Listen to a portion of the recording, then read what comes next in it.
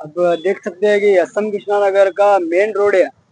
तो कुछ भी चीज हमें कंस्ट्रक्शन करना रहा तो घर का कोई सी भी चीज का सामान लाना अगर बोले तो इस रोड पर लाने को नहीं होता। क्यों बोले तो एक नंबर से लेकर यहाँ तक भी इसकी पहला एक 5 साल पीछे एक मेन रोड पे बड़े बड़े चंबर के लाइन डाले थे। और लाइन डालने के कारण उसके बाद में काम करेक्ट नहीं हुआ है। नहीं होने के कारण आप देख रहे चारवा है गाड़ी पलटी हुई सर। इससे पहले एक बार ट्रैक्टर हुई थी, अभी ये ट्रक, इससे पहले टाटा है सर। ऐसा इमीडिएटली हादसे होते रहते हैं।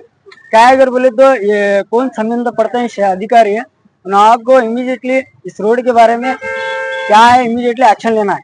अस्सलाम वालेकुम ಸರ್ ನಮಸ್ತೆ. ಇದು ದುರಂತವನ್ನ ಇದು ದುರಂತವನ್ನ ನೀವು ನೋಡ್ತಾ ಇದ್ದೀರಿ.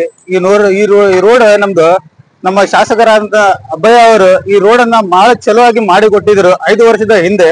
ಆದರೆ ಇಲ್ಲೇ ಒಂದು ಕೇಂದ್ರ ಸರ್ಕಾರದಿಂದ ಜಾರಿಯಾದಂತ ಒಂದು ಒಳಚರಂಡಿಯ ದೊಡ್ಡ ಪೈಪ್ ಅನ್ನ ಹಾಕಿದರಿಂದ ಏನಾಗಿದೆ ಅಂತ ಹೇಳಿದರೆ ಆ ಒಳಚರಂಡಿಯ ಕೆಲಸವನ್ನು ಕರೆಕ್ಟ್ ಆಗಿಲ್ಲ, ಪರ್ಫೆಕ್ಟ್ ಆಗಿಲ್ಲ ಅಂತ ಹೇಳಿ ಇದರ ಮೇಲೆ ಒಂದು ಕಾಮಗಾರಿಯನ್ನು ಮಾಡಿದ್ದಾರೆ. ಆ ದೊಡ್ಡ ಚರಂಡಿಯನ್ನ ಹಾಕಿದ್ರಿಂದ ಇದೇನಾಗಿದೆ, ಮೇಲಿನ ರೋಡ್ ಹದಗೆಟ್ಟು ಹೋಗಿದೆ.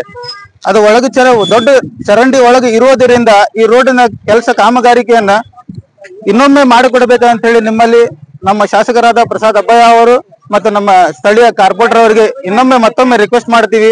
ಈ ರೋಡನ್ನ ಮತ್ತೊಮ್ಮೆ ನಮ್ಗೆ ಚಲೋ ಮಾಡಿಕೊಡಬೇಕ ಅಂತ ಹೇಳಿ ವಿನಂತಿ. ಯಾಕಂತ ಹೇಳಿದ್ರೆ ಇದು ದೊಡ್ಡ ಚರಂಡಿಯನ್ನ ಹೋಗಲಿಕ್ಕೆ ಒಂದು ದೊಡ್ಡ ಚರಂಡಿಯನ್ನು ಹಾಕಿದ್ರಿಂದ ಏನಾದ್ರು ಇದು ದುರಂತವನ್ನು ಸ್ಟಾರ್ಟ್ ಆಗಿದೆ. ಯಾವುದೇ ಪ್ರಾಣವನ್ನ ಹಾನಿ ಆಗಿಲ್ಲ, ಅದು ಒಂದು ಒಳ್ಳೇದು ಇದೆ. ನೆಕ್ಸ್ಟ್ ಈ ರೀತಿ ಆಗಬಾರದು ಅಂತ ಹೇಳಿ ನಾವು ನಿಮ್ಮಂತೆ ದಯವಿಟ್ಟು ಕಳಕಳಿಯಿಂದ ಈ ಸ್ಥಳೀಯಿಂದ ನಿಮ್ಗೆ ಮನಸ್ಸ ಆಳದಿಂದ ನಿಮ್ಗೆ ಕೇಳ್ಕೊತಾ ಇದ್ದೀವಿ. ಈ ರೋಡನ್ನ ಮತ್ತೊಮ್ಮೆ ನಮ್ಗೆ ಚಲೋ ಮಾಡಿಕೊಡ್ಬೇಕ ಅಂತ ಹೇಳಿ ನಿಮ್ಮಂತೆ ವಿನಂತಿ. ನಮಸ್ಕಾರ, ನಾವು ಅರುಣ್ ಸಿಂಗರ್ ಪುಣೆ ಅಂತ. ಈಗ ನೋಡ್ತಾ ಇದ್ರಿ ಸ್ನೇಹಿತರೆ, ಇಲ್ಲಿ ಒಂದು ಟ್ರಕ್ ಬಿದ್ದಿದೆ, ಪಲ್ಟಿ ಆಗಿದೆ. ಅಕಸ್ಮಾತ್ ಅದು ಚಿಕ್ಕ ಮಗು ಯಾವ್ದಾರ ಏನಾರ ಒಂದು ಜೀವ ಅಪಘಾತ ಆಗ್ತಿತ್ತು ಇವತ್ತು. ಅದು ದೇವರ ಭಾಗ್ಯದಲ್ಲಿ ತಳ್ದಿದೆ. ಅದಕ್ಕೆ ಇದ್ರ ಬಗ್ಗೆ ಸರ್ಕಾರ ಗಮನ ಕೊಡಬೇಕು ಅಂತ ನಾವು ಬೇಡಿಕೊಳ್ಳುತ್ತೇವೆ. ಇದು ಯಾಕಂದ್ರೆ ದೊಡ್ಡ ಟ್ರಕ್ಕು, ಚಿಕ್ಕದಲ್ಲ ದೊಡ್ಡದು.